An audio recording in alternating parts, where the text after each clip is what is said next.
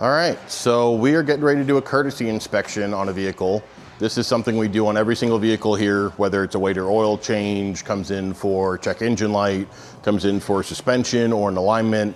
Every vehicle gets a courtesy unless it was just recently here, and it's okay not to do one. So first of all, every vehicle gets test driven. That's going to prevent any comebacks from, oh, ever since you touched it, it had this, or it now drives funny. Not to mention, we're the professional. The reason people are bringing their vehicle here instead of Jiffy Lube is they expect for us to point out issues with their vehicle before they become detrimental. So when we drive it, I mean, I'm listening for wheel bearing noise. I'm feeling for pulsation in the brakes when I hit the brakes. Listening for any other abnormal noises, exhaust leaks per se, looking for the steering wheel being off center. But this is how we do a full courtesy and give them a real safety inspection on their vehicle. The only time I don't test drive a vehicle is if there are major safety concerns making it unsafe to test drive. That can be the brakes are that bad and they're metal on metal. That can be that whatever the concern is they towed it in for is so bad that it's not safe to pull out onto Highway 14 here. Otherwise, we test drive the vehicle, which I've already done, and pull it into the bay. So, might as well come over and look at the computer. So here's our courtesy inspection in Techmetric, which is the system we use. So it's going to be a preloaded inspection, interior, exterior lights, wipers, under the hood, under the car, tires and brakes. So there's a couple different sections to it. But when we pull a vehicle into the shop, we're going to honk. For one, that lets us test the horn operation, which we can hopefully mark as good. But also that signals the other techs to come over and check our lights. So we're gonna have a tech look in the front and in the back, check all of them. The blinkers, the fogs, the lows, the highs, Euros, rear fogs, brake lights, tail lights. Lights are a safety concern for customers, and that's a courtesy that we provide is while we're doing their oil change, we're also gonna check that at the very least. So by the time I walk over to my computer, I've already checked the lights, I've checked the wipers by spraying the windshield, making sure they're not streaking, making sure the washer feature works, things of that nature, and I can generally go through this. The other thing to mention is there's a line here for instrument cluster. We always want to take a picture of the instrument cluster when a vehicle comes in. And it's going to get uploaded to the inspection. That way we know definitively what lights were on the dash, what the mileage was, in case something doesn't get typed in properly, or there's a typo and you type in 20,000 miles and it's supposed to be 120, we can easily figure that out later. The next section here under the hood is fluids, belts, filters, things of that nature, and that's what we're going to check next. So before lifting the vehicle, we can get the hood popped and go through all of these fluids. First and foremost is usually the oil. So I'm gonna pull the dipstick, and we have these handy dandy little fluid trays where we can try to get a sample of all the fluids compared to what color good fluid looks like. And we're gonna have a picture of this on our inspection, as the average customer has no idea what ATF looks like versus CVT fluid versus manual transmission fluid versus gear oil, etc.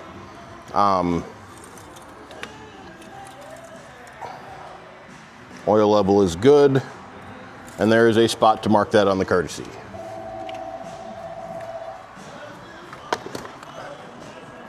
These are copper test strips, and they test your brake fluid for copper content. As brake fluid ages, it becomes acidic, and the vast majority of brake lines from the factory are lined with copper. I have found that brake fluid will fail the copper content test long before it fails moisture test. So we're going to take a small sample of brake fluid,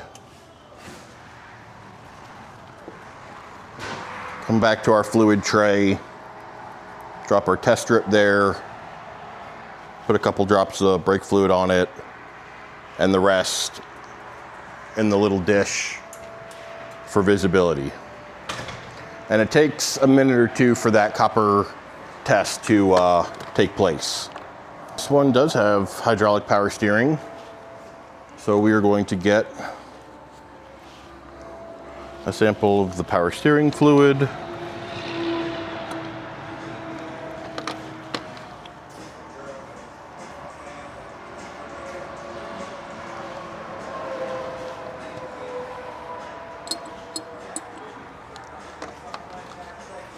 Here's a good example. I just noticed this hose clamp is loose. This is something that I'm not going to charge the customer for, but I'm going to note it, take a picture of it and note it, because if that holds this air hose on after the mass airflow sensor, if this vibrates or pops off like this, the vehicle can stall and not start and run. So even though it's a minor thing, it's a hose clamp on a plastic intake hose, it could leave them stranded on the side of the road. But for the 8 to 10 seconds it takes me to tighten this, I'm not gonna recommend a repair or anything of that nature. There are things we're gonna do for the customer that are just courtesy. Just taking care of it and doing our job. Let's see. Next we wanna take a look at the drive belt, which is nice and easy to see on this vehicle. I always use my phone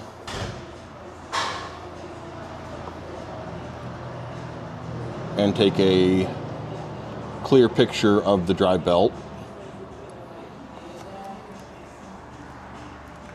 That being said, on the courtesy or on any inspection, we have 3 colors that we can mark every item on an inspection: green, yellow, and red.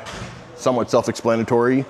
But the rule of thumb is if anything is not marked green, we want a photo or a video of the component. And if it's not particularly visible, then just, if we have a suspension concern because there's play in side-to-side play in a wheel, just a picture of the strut, a picture of something to go along with it.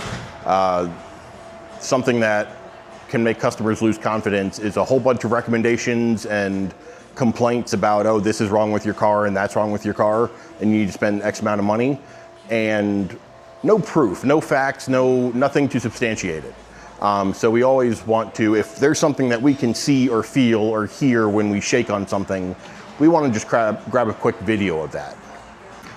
We always want to test the batteries for the customers, unless they are just ridiculously difficult to get to. And I don't mean just a pain, I mean that it's going to take a substantial amount of time that we're not going to take on a free courtesy inspection. This is our Autel conductance tester for batteries. It's a quick, easy test, gives a nice, good visual for the customer. Literally says good battery. It gives a lot more information than that for us as technicians, but it's a nice visual for the customer. We're going to take a picture of that and add that on the battery line of the courtesy. Now that being said, what I'm noticing while I'm here looking at this battery is, despite it testing good, this positive terminal has notable corrosion on it. And when corrosion builds up between the lead post and the wire terminal end, it can break the connection and you can have no start situations and other symptoms. So we have a canned note on our courtesy for terminals are corroded and recommend a terminal cleaning service, which is something we offer. Clean the terminals, put protectors on there to try to prevent the acid from further corroding the materials.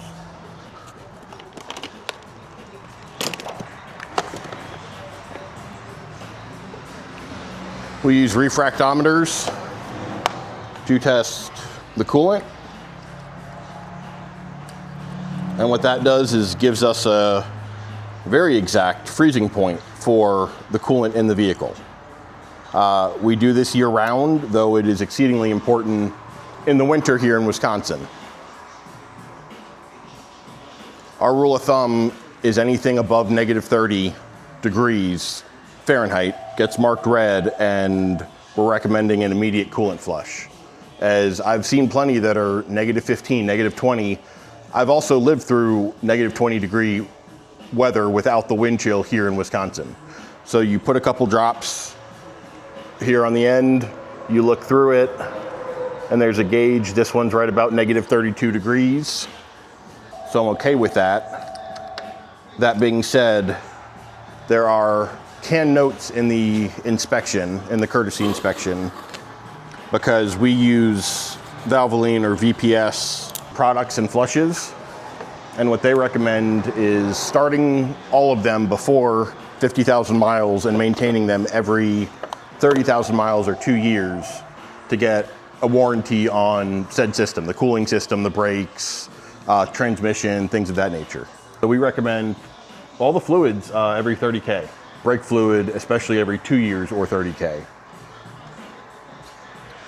And right here, there's a spot on the fluid tray for writing in the freezing point. Happen to know the easiest way I've found to check these Subaru air filters is to remove the funnel, and there's a nice view right there, through there, of the filter element from the front side where you can see how dirty it is. We snap a picture of that, no matter clean, dirty, or otherwise, and add that to the inspection, and we do that for both the engine air filter and the cabin air filter. Cabin air filters usually are behind the glove box. This one looks pretty new, but again, we're gonna take a picture of this. Also proof that we actually checked it and we're not just pencil whipping our inspections. Then reinstall and make our notes accordingly for the customer.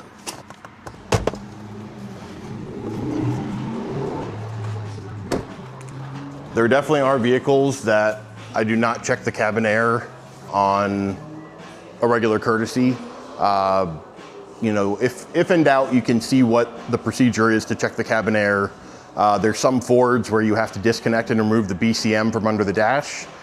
That is a liability that I'm not going to take on a free courtesy inspection.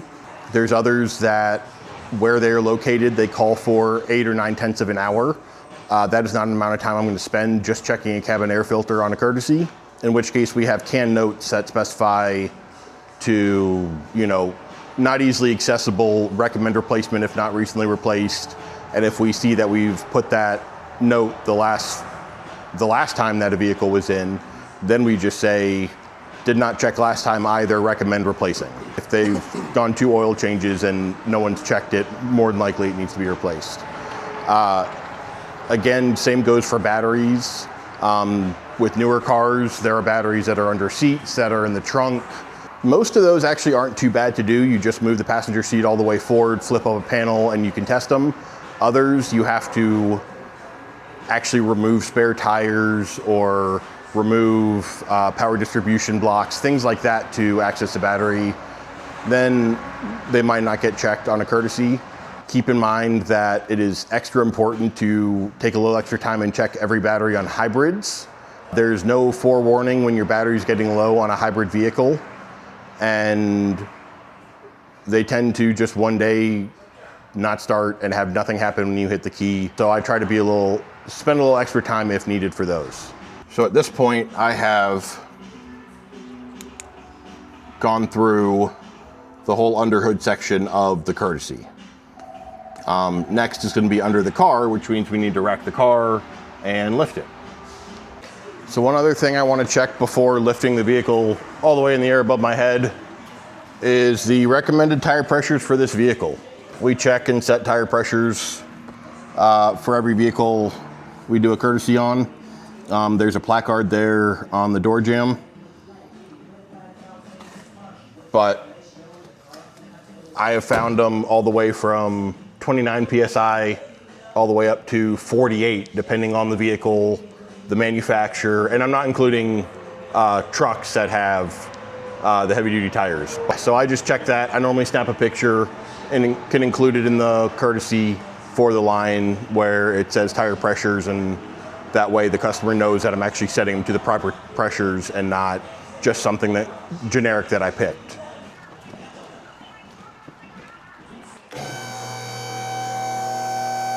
A few moments later.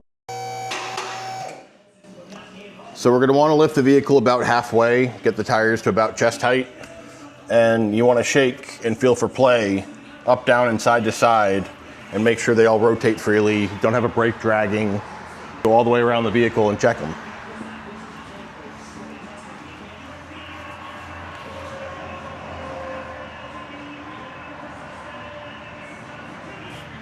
There's a slight amount of up-down play. I can feel it pop when I put pressure on it. So that's reason right there to recommend a steering and suspension inspection for a customer. And despite customers not necessarily wanting to get told they need more work when they come in for an oil change, the vast majority do appreciate getting a forewarning then, especially when we can find definitive proof of a loose ball joint or worn bushing, rather than waiting until they come in scared to drive their car in the winter because the back end's all over the road.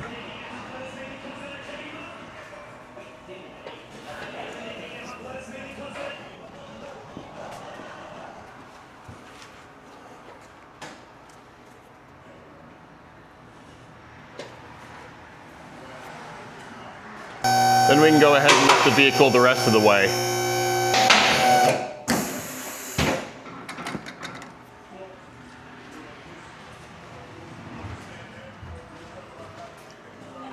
So underneath the vehicle, we're obviously looking for leaks, looking for anything obvious. Things like sway bar end links, I want to grab and shake, make sure none of the ball joints are loose and popping or clunking. We want to visually look at ball joint boots, make sure none are split open and all the grease slung out. We want to look at CV axle boots, make sure they're all intact and not slinging grease. Exhaust, I tend to hit on with the side of my fist. You're going to find a lot of loose heat shields that way, whether it's heat shields like this around the catalytic converter or ones that are on the body that are held up that have corroded through and fallen down and are resting on the pipe. And when that happens, you're going to hit this and hear a loud rattle. I take a little video clip of that, add it in the courtesy, and I'd say 9 times out of 10, the customer watching the video then recognizes that sound and says, oh, that's what I'm hearing. Yes, I want to get that taken care of while I'm there.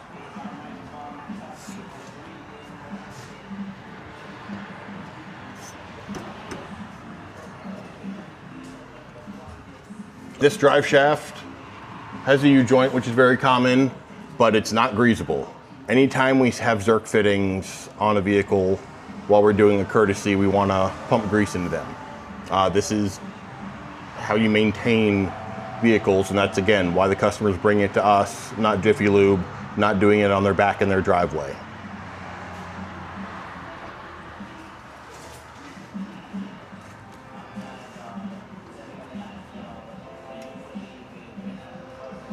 So right here, I'm shaking the left rear end link.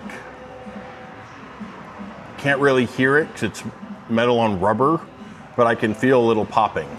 And if you look right here at the sway bar in the bushing, you can see it shifting back and forth because that bushing is worn out. These are just the kinds of things that we're going to find. It's even worse on this side on a thorough courtesy inspection.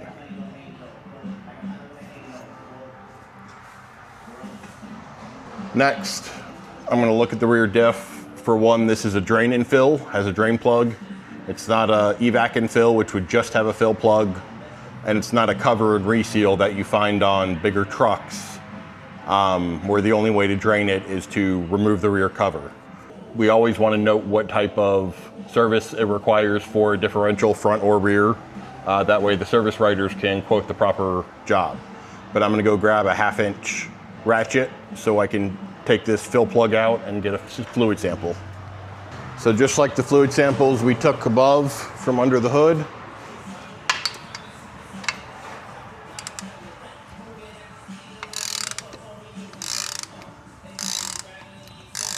as rarely as customers check their own oil, I can guarantee you it's even more rare for them to check differential fluid, transfer case fluid, things like that underneath the vehicle.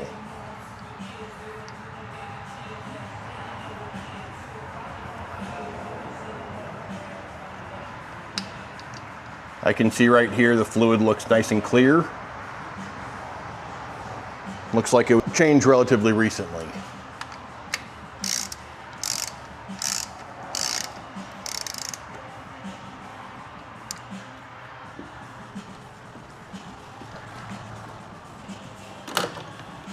There's a spot on the fluid tray for differential fluid. So I'm going to drip that on there. Get my hands off real quick, and then I'm going to take the brake cleaner and clean off where a little bit of fluid ran down the diff cover here. I want to leave everything just as clean or cleaner than I found it.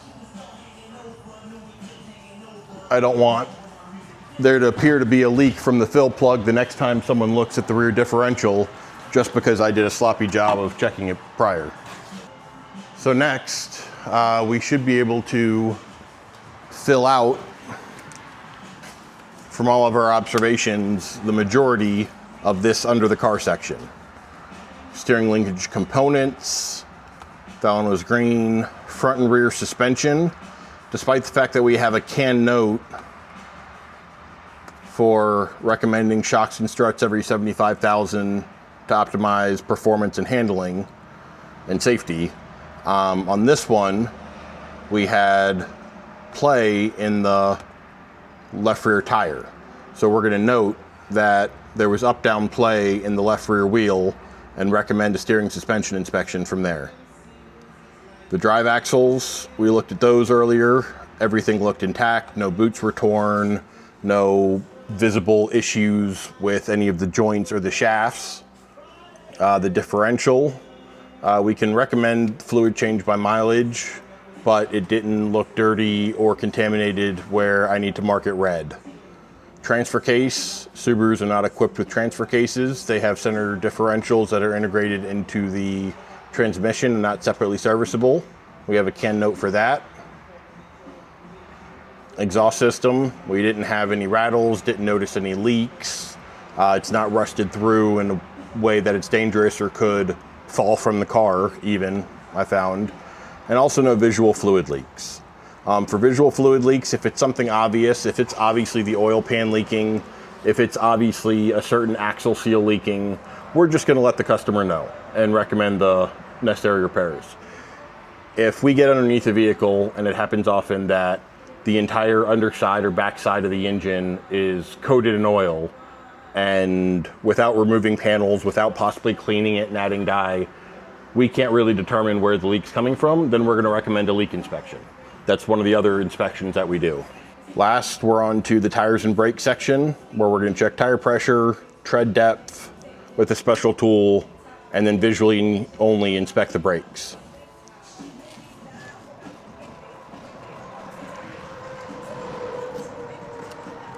So we all use various manufacturers, but a set of brake gauges, 12 millimeters, 10 millimeters, 8, and we generally go by the colors. Any of these, we mark the brakes green, yellow is down to 4, and then 3 and below is red.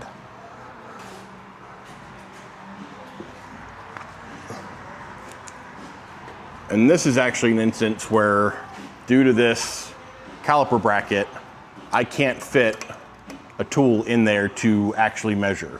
So I'm going to note that. I want the customer to be aware that I did not physically measure the thickness of the brake pad lining. But I'll just say, unable to measure. This one appears to be, let me get a little extra light here. I'd say about 6 millimeters.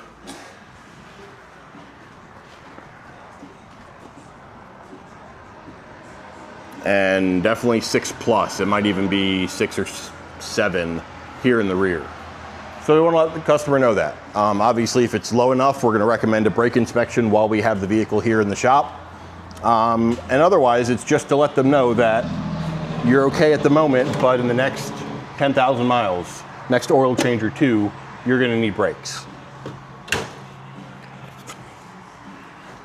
Next, for checking tread depth, I said we use a special tool.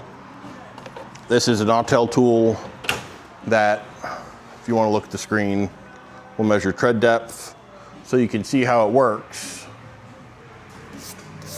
I just like to brush the dirt off the wheel. Using a laser, it can tell you the tread depth. And this is nice because it gives a nice visual for customers instead of us just saying it's 30 seconds all the way around, or 6 in one corner and 8 in the other, and they're wearing unevenly. This gives a nice factual measurement of exactly what each tire is, so we can say they're wearing unevenly, you need an alignment, things of that nature.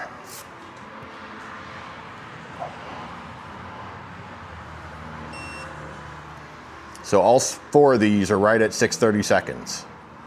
So that is good for now.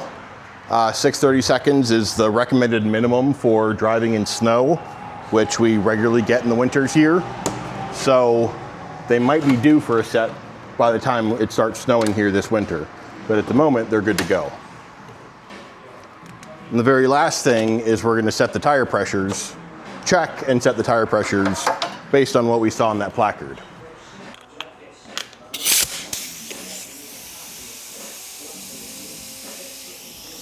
It's also worth noting this time of year, we're now in the beginning of October. This one's 29.4. This called for 32.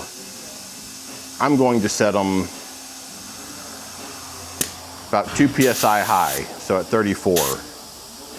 Because by the next time this customer comes in, it's going to be significantly colder outside.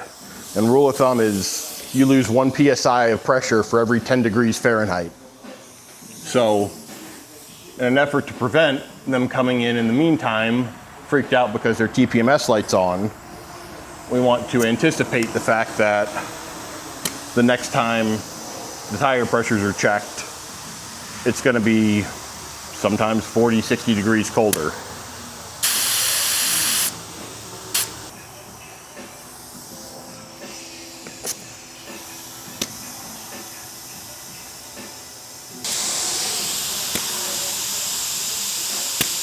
At this point, we can fill out the last bit of our courtesy, and the only other thing is taking a few last remaining pictures.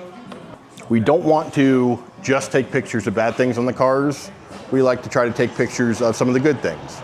Not to mention the average customer has never seen beneath a vehicle. So on the suspension line, I try to get a picture that includes, say, a strut and an end link. Take a picture of a tie rod for the steering line. Take a picture of a CV boot for the drive axle line. And then we can't forget to take a picture of our fluid tray that we filled out. And there's a line to include that on our inspection.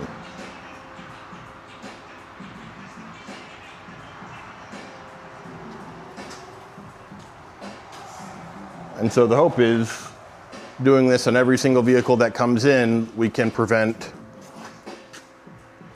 the customers from having any dangerous situations. We can let them know their vehicle is or isn't safe to drive. Not to mention, this is a business. This is how we get sales.